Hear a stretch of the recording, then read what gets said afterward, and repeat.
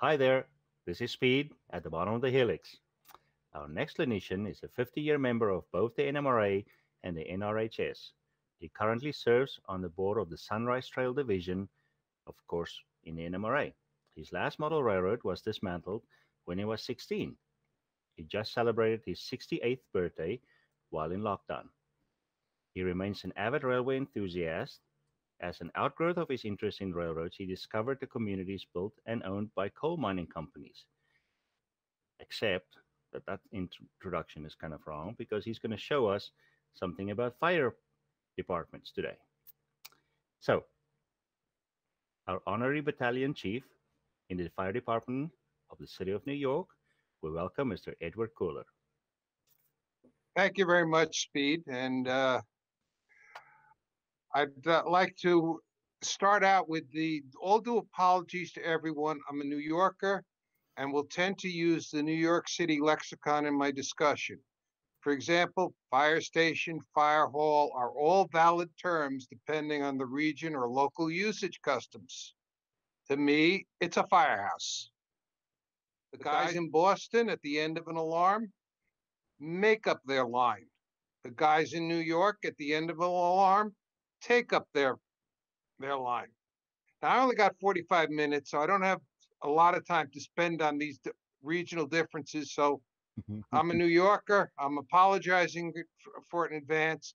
A couple of the bigger differences I will address, though. And if you've got a question, send in a comment and we'll deal with it after the show.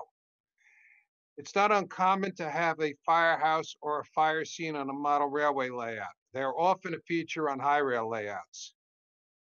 As serious modelers, we should all be striving to get it as right as possible. And that should apply to any aspect of model railroading. We're going to start with some social history. Communities were established for many reasons, including the location of crossroads, drinking water sources, or mineral deposits. After residents were established, the next to come often was a school. After the young minds are taken care of, the souls of the community are dealt with. Some form of fire protection usually waited until after an incident shook the community. The 1666 Great Fire of London, which was that previous image, inspired the creation of fire insurance. In turn, the fire insurance companies caused the establishment of firefighting brigades by 1680. Organized firefighting in modern times had begun. The laws of Queen Anne for 1707 required each parish to have a fire extinguishing appliance. Surprisingly, while they had to have the appliance, there was no requirement for them to operate it. In the American colonies, the local governments took over the role of parishes, and in the larger cities began to provide fire protection in varying degrees. Let's review a quick history of firehouses. The history of these buildings can be rather complicated. I would recommend the book, The American Firehouse, An Architectural and Social History by Rebecca Zuria, with photographs by A. Pierce Bonds, published by Abbeville Press in 1982, as a good guide. The first firehouses came about in the colonial period, which is before the railroad era, and are referred to as proper sheds because that was what they were. The proper shed in historic Williamsburg attached to the guardhouse. Now, the guardhouse was manned 24 hours a day, so there was a built-in crew for the fire engine. Old Salem, North Carolina. This proper shed or firehouse doubled as an abattoir. Proper sheds mainly died out by the time of the American Civil War, but one can find echoes even to this day. This is up in Taconic, New York, in Columbia County. It's a substation of the Volunteer Fire Company. With memberships of 60 or more men, the provision of a meeting place for the fire company became important. Also, a comfortable lounge would attract members to be in the station if and when an alarm would come in. Larger buildings were needed. Safety Hook and Ladder in Orbisonia, Pennsylvania is an early meeting room type structure. This is about a mile from the East Broad Top. In this Currier and Ives print, a company is seen leaving a multi-story building. The former quarters of Volunteer Excelsior Engine 2 in what is now New York City's Chinatown area. As the Citizens Engine Company of Seymour, Connecticut shows, bell towers were part of many firehouses almost from the beginning to the 1910 era. Before sirens, air whistles, horns, and all the electronics we have now, the ringing of bells would be used to alert the firefighters to a call.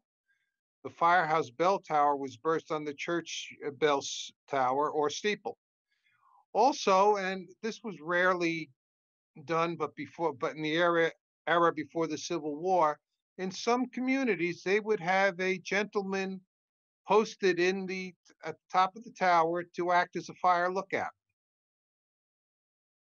These towers would also be more than 25 feet tall. Inside them would be a hoist to raise up 25-foot long lengths of hose that had been used at a fire to dry them. Heat would often be admitted to the tower at its floor level. The American Civil War's drain on urban populations saw the adoption of steam-powered pumpers and horse-drawn fire apparatus. Career firefighters began to be employed in some of the larger cities. The first was Cincinnati, the second was New York City. This required changes to the firehouses.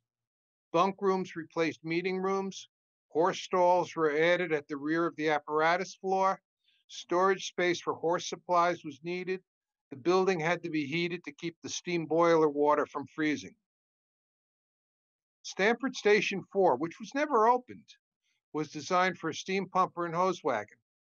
Let's look at a couple of design features that you may not be noticing. Okay, we're looking at the apparatus room floor, which is the first floor. A separate bay for each of the steamer and the hose wagon. A sloping ramp was used to help the horses get their rigs moving. The second floor front was built as a bunk room. The rear as restrooms and washing facilities. Notice the slightly different windows. The half-floor attic, that's the arrow on the left pointing to it, was to serve as a hayloft. The basement steam heating plant would have kept the boiler water warm while the apparatus sat in the firehouse. And the smoke stack or chimney is indicated by the right-hand arrow. Most of the fire station that housed steamers and or horses would be heated. If there was not a duty crew or a full-time professional crew, there often would be a full or part-time caretaker who would usually have some space allocated to him within the building. The volunteer firehouse where I literally grew up had an apartment for the dispatcher and his family in the back of it. The need for a caretaker gave rise to combination structures. This was a combined police, fire, and borough building. Obviously, the fire department would have the bays here on the bottom and the first floor. The borough offices were located here on the second floor. This door here led to a stair that went to the basement where the police station and the lockup was located. In Mount Union, the borough was still there. The fire company area is now the community library. This was the original entrance for the fire apparatus. And if you look carefully, you can see the building has been enlarged, almost doubled in size. Although while the front is a brick structure or brick facade structure, the back is just a wood frame. In the motor age, which started circa 1910, the stable space was removed. This space was generally used as dining and kitchen facilities. The haylofts became storage areas. The basic exterior design of a firehouse remained the same. The Inwood Volunteer Firehouse was built in the motor age and extended right in the 1950s. Since this picture was taken, the building has been extended further. But originally you had the engine company, the ladder company, and the emergency floodlight unit in this bay. The FDNY Firehouse in Bayside, Queens is a career motor age building. Again, the apparatus on the first floor, washing and bunk room facilities on the second.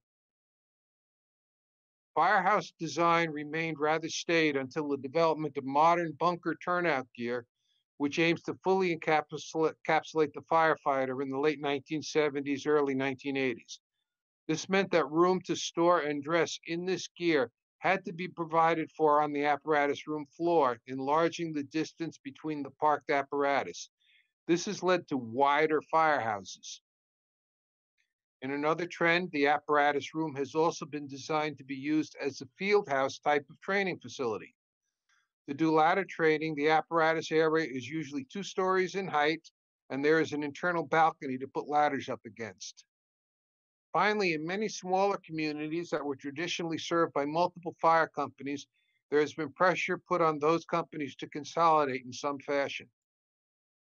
Shippensburg, Pennsylvania. This building was designed for 2 fire companies and an ambulance unit. Raised roof over the apparatus room area to allow field type training. And the ambulance bays are up here on the upper level. Firehouses are utilitarian structures that are often rebuilt or adapted as changes to the fire service take place. Usually the buildings have only been given up when the size or weight of the apparatus have increased to the point that the old structure is no longer adaptable. There's a former volunteer firehouse from 1854 that still houses an active FDNY engine company in Midtown Manhattan. Send me an email and I'll tell you what's in the basement. Let's take a minute and look at some toy train entries into this field. Comments welcome about their designs, and you can type them in, but I'm going to give you a few. The ubiquitous Plasticville Firehouse. It's basically a proper shed. And if you look at the lettering on it, it suggests it's a multi-station, it's a firehouse from a department that has multiple stations. But again, which would suggest it may be a career facility, but there are no places for the crew in between to stand in between alarms. The Sitku 4015 Firehouse. This is the one from France that's in basically 00 scale, and it's close to a British firehouse. And here you see they've got a partial second floor, which gives you a suggestion of a crew dormitory.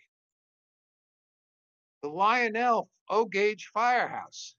Now, believe it or not, most people in the model railroad field tend to downplay Lionel, but they're the ones who got it closest to right. Here's your bell tower. Okay, it's not 25 feet, but none of the other buildings had bell towers. Your second floor, which is a meeting room if it's a volunteer house, or it's a dormitory space if it's a career unit.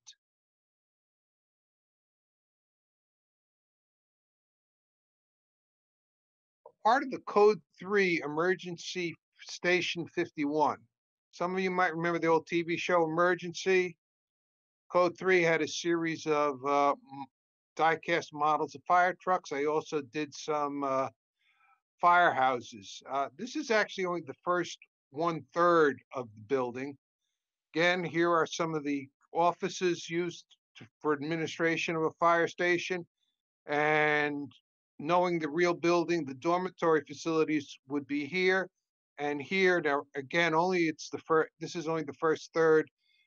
Remember this building being 3 times as long. Fire apparatus, fire trucks, fire engines, pumpers, ladder trucks. Let's get into them. We're going to ask the question, what's in your firehouse and does it match your neighborhood? We've all got communities on our model train layouts. That community will have some clues to the answer to the question of what's in your firehouse or what should be in your firehouse. Does your street jewelry include fire hydrants? If so, that means there is running water in your community. If not, if you don't have running water. Your residences should have one of these in the backyard. We'll talk about how water resources affect fire apparatus design later in this presentation.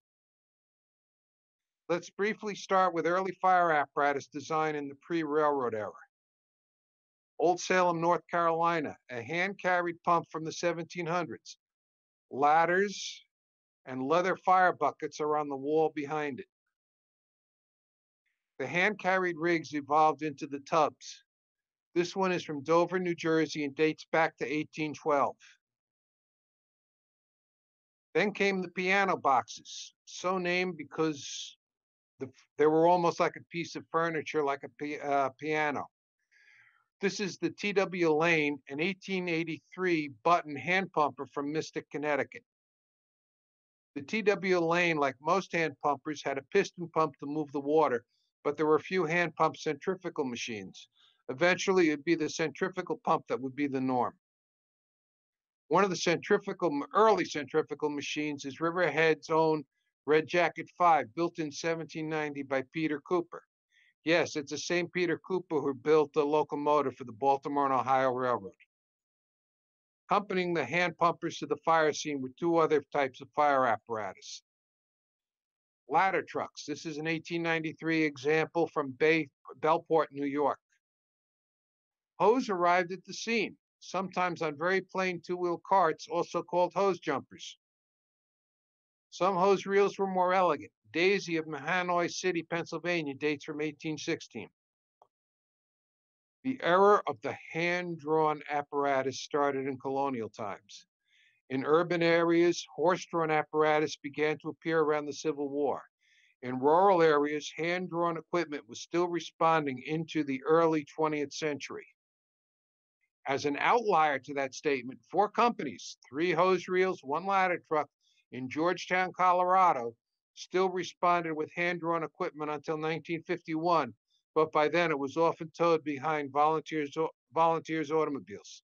Georgetown, Colorado is the location of the famous Devil's Gate Bridge on the Colorado and Southern narrow gauge. Steam-powered pumpers began to be employed at the time of the Civil War to make up for volunteers who had joined the Army. Heavier than hand pumpers, they caused the movement to employ horses to draw them to fires. Riverhead's 1903 American LaFrance steam pumper. A veteran of the Great Baltimore Fire of February 7, 1904, Baltimore Engine 14, an 1888 Clappin-Jones steamer. The 1899 American steam pumper, once owned by my great-grandfather's fire company.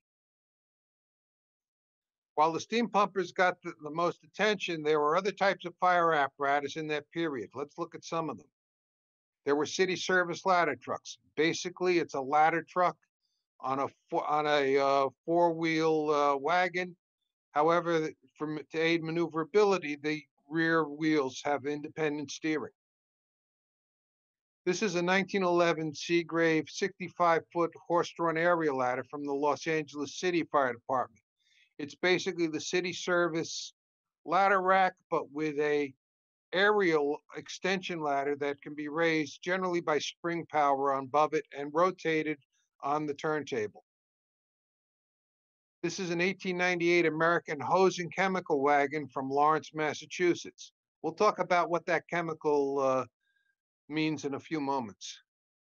But hose reels were still operated. This is from Rescue Hose Company 1 in Annapolis, Maryland. Other types of fire apparatus began to emerge during the horse-drawn era. Chemical engines. See, I told you I was going to mention them. This is one from Boring, Maryland. Chemical engines became popular in small towns where there were no water mains. The chemical apparatus carried their own water supply to the scene of an incident, and it was usually enough for a room and contents fire. Plus, they were ready to go faster than a steamer. Chemical engines had a tank of baking soda infused water. As a firefighter turned an agitator, a charge of sulfuric acid was admitted to the tank. The immediate and somewhat violent carbonation that took place forced the water into the rubber hose, which then went right out to extinguish the fire. a chemical cart from the Defender Fire Company 3 in Shenandoah, Pennsylvania. This is more typical of what the chemical fire apparatus looked like. There was a fire company in Lancaster, Pennsylvania, in the Pennsylvania Dutch country, the Big Four Fire Company. They had 4 stations with four firehouses with 4 chemical carts similar to this. In big cities, an apparatus known as a water tower began to appear. The wood area ladders at the time had a hard time handling the back pressure of hose lines. The water tower was a last-ditch tool used to drown out blazes on upper floors. Here's Water Tower 1 from Lawrence, Massachusetts. It took me 10 minutes to get these dogs to settle down before I could get that picture. Here's Water Tower 1 on the right, throwing water, and Baltimore County Ladder 17, which has not yet gotten into position to throw water. In the background, right over here, is my great-grandfather's steam pumper, which is still running, and it's supplying the water that's coming out of the water tower. Horse-drawn apparatus had its day from the Civil War to the decade after World War I. Steamers that survived after circa 1920 were usually motorized. The last motorized steamers in Baltimore, there were 3 of them, were retired after World War II in the FDNY in 1949. But by this time, those motorized steamers are all backup or reserve apparatus. Chemical tanks and apparatus remained in service in some locations into the early 1950s, particularly the city of Detroit. Water towers became obsolete with the adoption of metal area ladders during the 1940s and 1950s that could handle the back pressure of hose lines. As the 20th century dawned, motor fire apparatus began to appear, but the conservative firefighting community was leery that the then new technology could stand up to the rigors of battling fire. Among the first to appear were chemical cars built on automobile chassis. This is a 1906 Cadillac rebuilt as a hose and chemical wagon. But Ford Model Ts were more common in this role. Adopting the gasoline engine to the fire pumper. This is a 1905 horse-drawn gasoline engine pumper. 10 worked in Staten Island for fire FDNY volunteer units. Perhaps you've heard of the company that built this unit, Westinghouse. A 1910 gasoline tractor-drawn 1890 steam pumper. This is more typical of the steam pumpers that were more motorized and what they looked like. American LaFrance also built tractor-drawn aerials. This is a 1916 vintage 65-foot model. Very soon, the buckboard, which was the design you saw in the previous 2 slides of the aerial ladder and the motorized steam pumper, design based on horse-drawn apparatus, was abandoned and the vehicles began to become more familiar in appearance.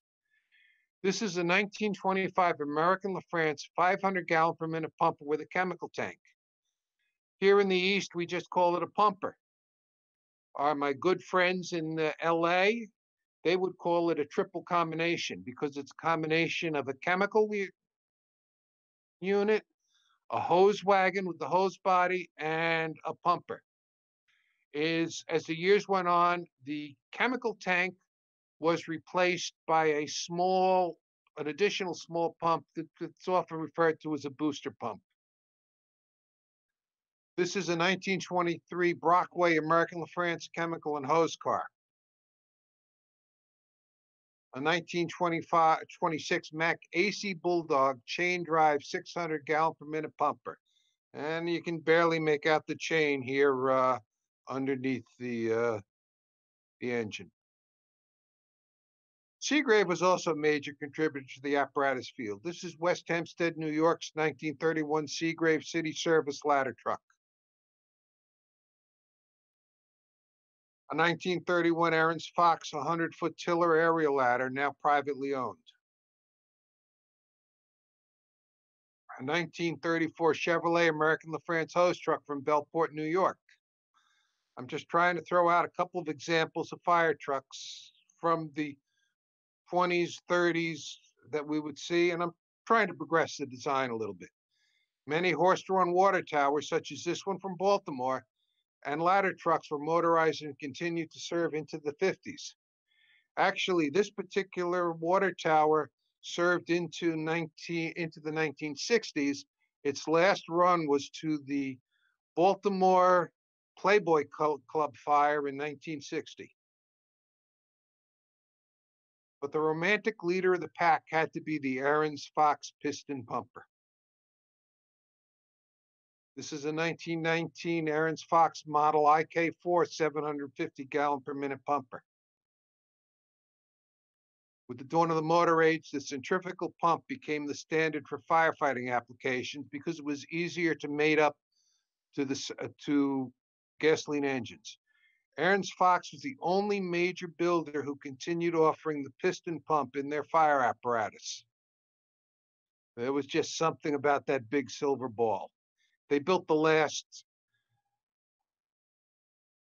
piston pumper in 1952. As the 30s became the 40s, motor trucks were becoming larger and becoming able to carry more. These traits were carried over to fire apparatus. Larger water tanks began to be installed on new pumpers, and the trucks were larger. For example, Sag Harbor, New York's 1938 Maxim 750 gallon per minute pumper. By the late 1930s, even Aaron's Fox was building centrifugal pumpers. This is from Munster, Indiana.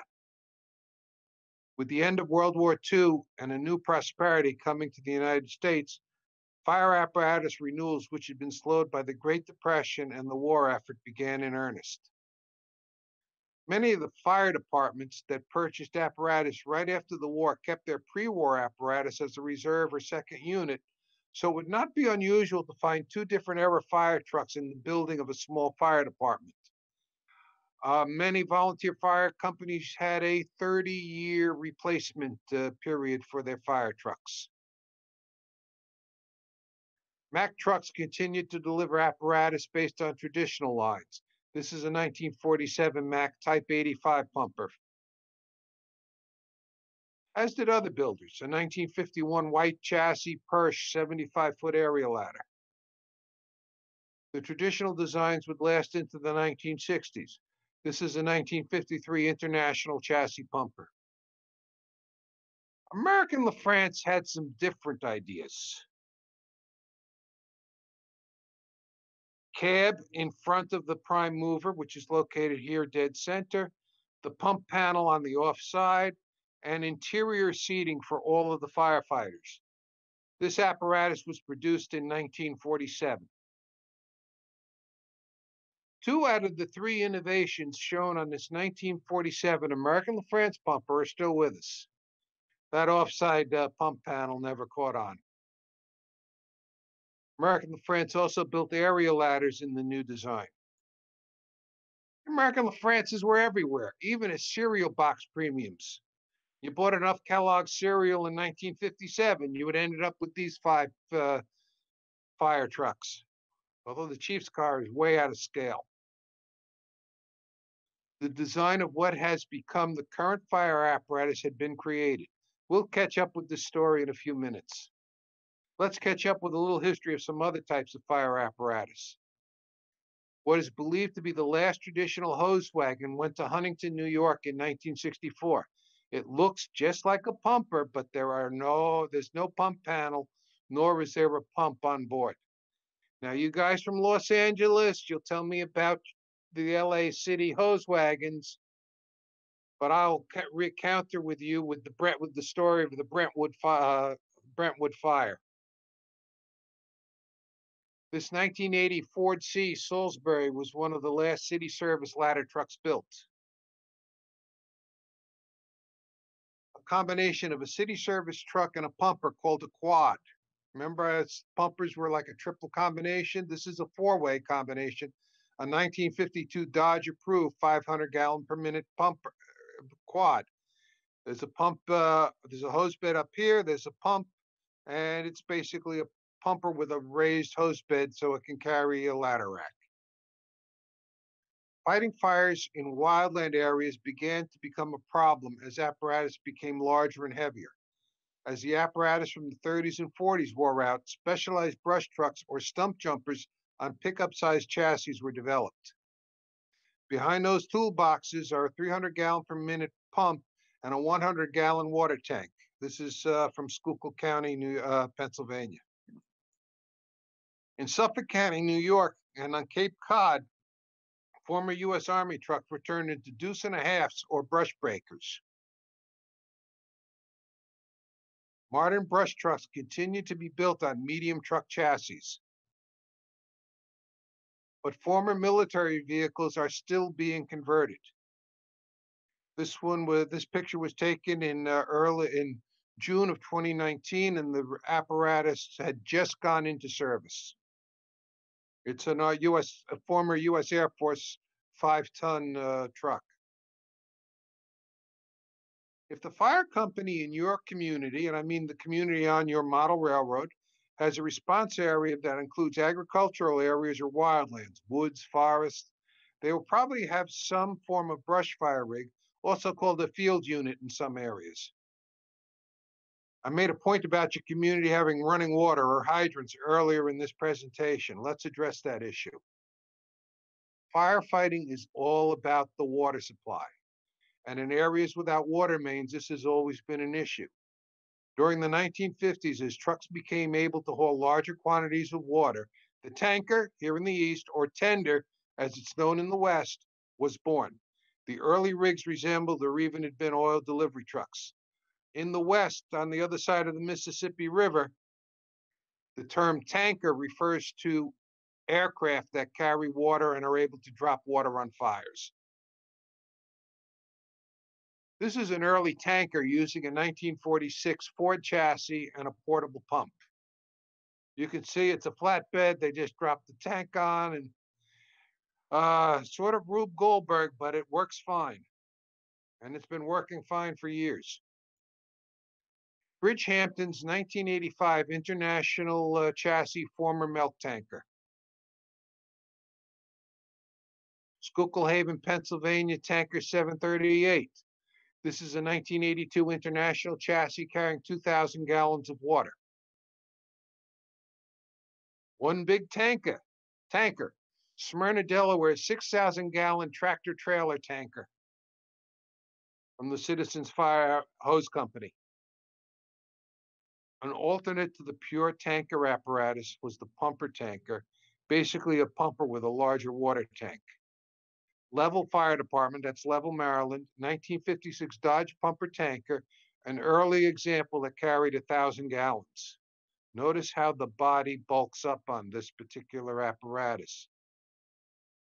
A 1995 Pierce Sabre 1,250 gallon per minute pumper with a 1,000-gallon tank. Here's the pump in this area, the pump control panel across the back.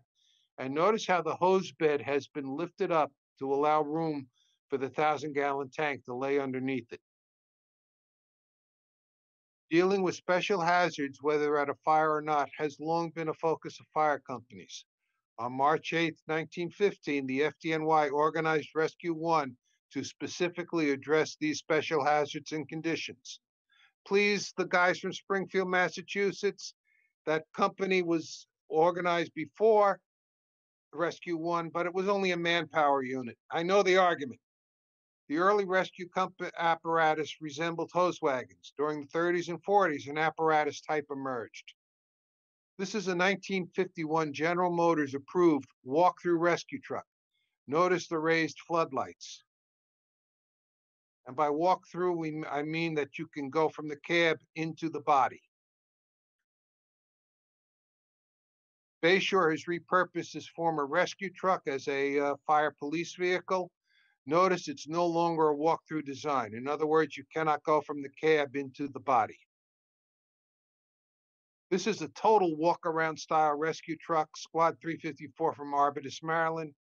There is no internal space in this body. Everything is compartments, and the inside, the center rear is accessed from the rear. In the late 1950s, the Chicago Fire Department was plagued with false alarms. It was thought that some perpetrators were being entertained by the amount of apparatus showing up after they pulled the box. The Chicago commissioner got the idea to send one small vehicle to box alarms. Called mini pumpers, they have applications in certain situations. The community right near where I live has one because they have a number of parking garages which have limited space. So this vehicle can fit in there and work great. If you're in Wisconsin, these parking garages are called ramps. During the war years, when the Bronx was burning, the FDNY sought to double up many of their companies. One of the problems was the size of fitting 2 tiller area ladders in the existing firehouses. They solicited designs for a shorter vehicle, but still maintaining a 100-foot area ladder. The result was the design of the rear mount area ladder. This is a 1984 Seagrave version of that design. American LaFrance also built rear mounts. This is a 1979 American LaFrance. The builders of rear mount area ladders quickly discovered that it was rather easy to mount pumps on the chassis of this type of apparatus. Emergency One took the rear mount, added a pump and hose bed, and marketed it as a Quint. On December 1st, 1958, a fire devastated the Our Lady of Angels School in Chicago. 3 teachers and 92 students died in this tragic incident. In many of the pictures published, an unusual fire apparatus appeared. It was a city of Chicago adaptation of a tree trimming snorkel. And you can see the boom of the snorkel here as the fire rages in the school. The snorkel was championed by the Pittman Company, who was willing to mount it on anyone's chassis. American LaFrance offered a 90-foot snorkel as a part of their line. The need to have a large area clear for the snorkel on both sides of the street at a fire scene was an issue. This 1962 vintage snorkel was once operated by West Hampton Beach in New York. And this 1966 American LaFrance snorkel once worked in Long Beach, New York. In response to the introduction of the snorkel, Mack Trucks Incorporated and the Baker Corporation cooperated in the development of a new type of aerial device. Officially called the aerial scope, it is more familiarly known as a tower ladder. A traditional tower ladder, a 75-foot boom on a Mack CF chassis. Circa 1988, Mack Trucks exited the business of building complete fire trucks. In an unrelated action, the Baker Corporation filed for bankruptcy. The aerial scope business was sold to the Seagrave Corporation. This is the 2009 Seagrave aerial scope 95-foot tower ladder. Let's look at an active fire scene in Campbell Hall, New York. This was a fully involved residential structure fire. A residential structure that had been renovated many times presents many issues. Now, keep in mind the outside view of this building. We're going to go inside of it in a few moments. First comes smoke and then comes fire as the fire begins to vent itself. As a modeler, how would you satisfactorily recreate in your scale the smoke and flames as seen in this incident? The left picture is at 8:01 a.m., the right one at 8:17 a.m. An overall view of the other end of that same fire building at 8:02 a.m. The fire has clearly penetrated the roof. A little bit later in the day, a ladder pipe is in operation. The fire ground. The fire ground has often been called organized chaos. We don't have time to discuss the evolutions that go on at the scene of an incident. Rest assured that most of the actions on a fire ground are based on training. In fact, even blocking traffic is trained for.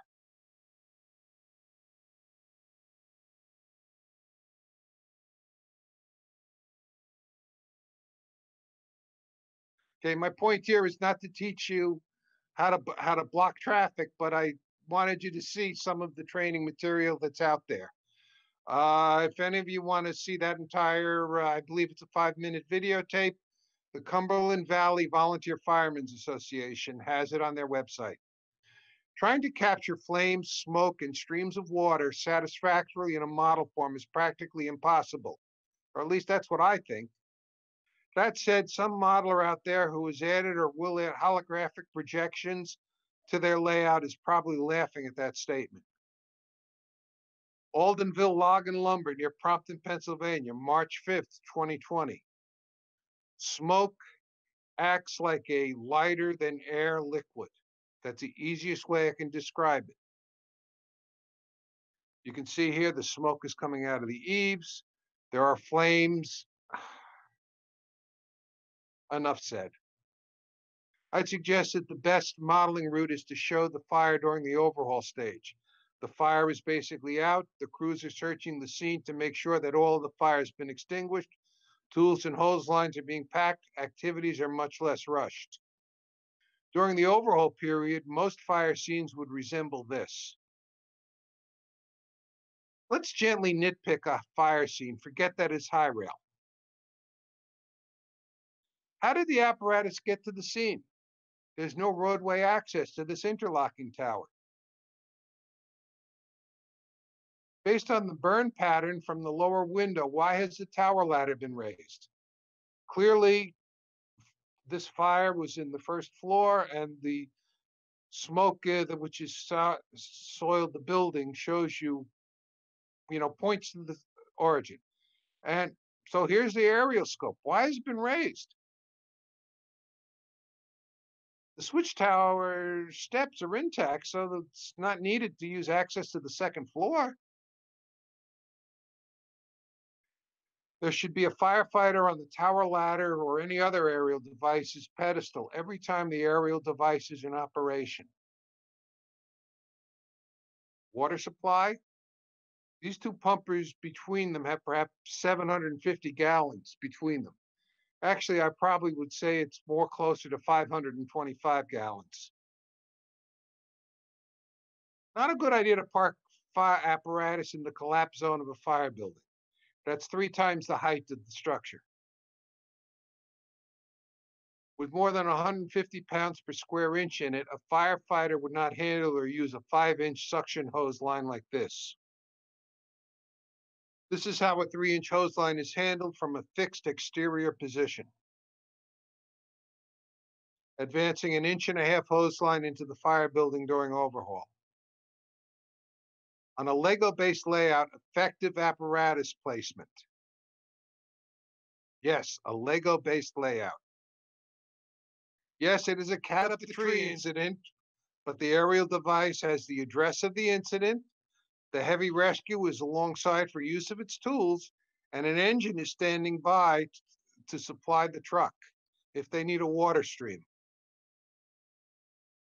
Somerset in the United Kingdom. The command post, which is this Land Rover type vehicle, is across from the fire.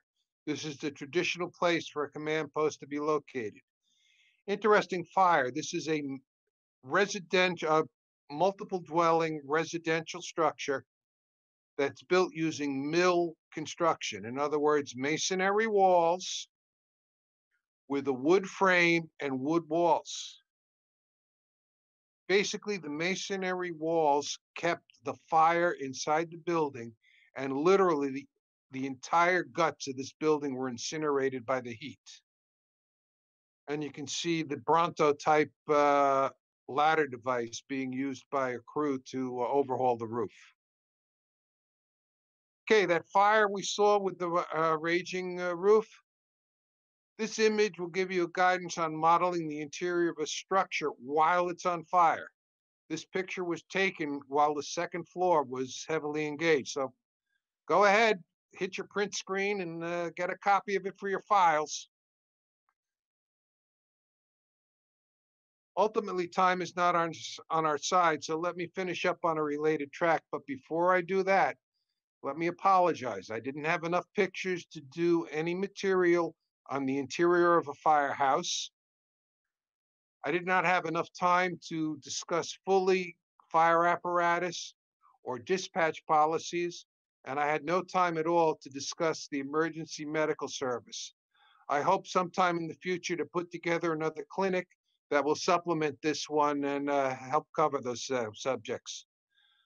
But let me finish up on a slightly related track. It's not the buildings, the trucks, or the history. It is the firefighters that keep us safe. And all too often, one of them doesn't get to go home.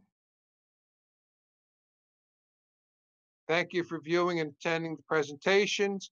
Please submit the questions via the chat method and the copyright and other legal information. And I think we'll ask the host to take over, and I'll handle whatever questions you got. Ed, did you just sign up for a part 2 and 3?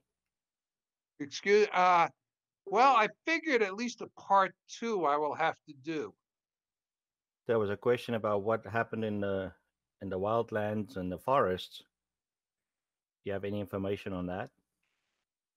Wildland firefighting is its own specialty. I have information. I couldn't really get it put into this particular show. Unfortunately, I had only 45 minutes, and I think I went over that by a few minutes. So I did my best. Some things had, like I said, had to get cut out. Wildland firefighting is a very important function. And in fact, if you have a logging layout, I've written enough histories of logging railroads to know that probably 50% of all logging operations got ended by either a mill fire or by a forest fire knocking out the trees. Ouch. So yeah, by the way, the lumbering railroad history of Pennsylvania, it's out of print, but if you can find it, is a wonderful source of information on logging. So yeah, I'll probably do something else on that. I'm not, like I said, I'm a New Yorker. My badge says Fire Department, City of New York. I'll be honest, we don't do too much wildland or forest fire work in the New York City Fire Department. So I might have to, I've got pictures of some apparatus, I've got some stuff, and, basically I sort of reduced it to, in this show, to the brush breaker and the brush truck and the deuce and a halves. Did that answer your question? Or yes, do railroads have their own firefighting crews and equipment, or do they rely on the municipal fire departments? Back in the old days, many railroads did have their own firefighting equipment. The Pennsylvania Railroad had an Aaron's Fox pumper that covered the Altoona shops. The New York Central system actually had a fleet of 10 pumpers that were located at various shops all over their system. Now, of course, if you had a big railroad shop fire, a single truck would not be enough, and there would be a response from the local municipality to back them up. Mutual aid agreements are very important. So since you're skilled on the subject, are there things that we are using on our railroads, like benchwork or foam or other materials that we should avoid to make it safer? I'm not an expert in the area of fire prevention, but that certainly is a consideration. Paper mache is paper. Paper burns. It's something that should be considered. Ventilation, heat, anything that builds up heat can be a problem.